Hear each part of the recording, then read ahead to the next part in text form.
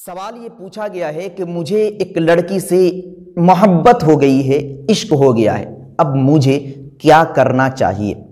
तो देखिए, मोहब्बत होना गलत नहीं है, किसी से इश्क होना गलत नहीं है, लेकिन आप किस तरीके से इश्क कर रहे हैं, किस वजह से मोहब्बत हुई है, ये देखना ज़रूरी है।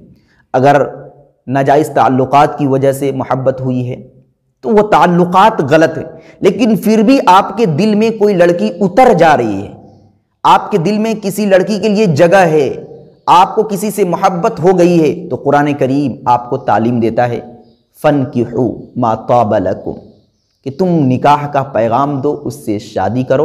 और कामिल मोहब्बत की दलील यही है कि जिससे मोहब्बत हो उससे आप निकाह का पैगाम दे और उससे शादी करें। तो अगर इश्क हो गया है, मोहब्बत हो गई है, तो आप उससे शादी करें। इस्लाम के अंदर इससे बेहतरीन इलाज कोई भी नहीं है।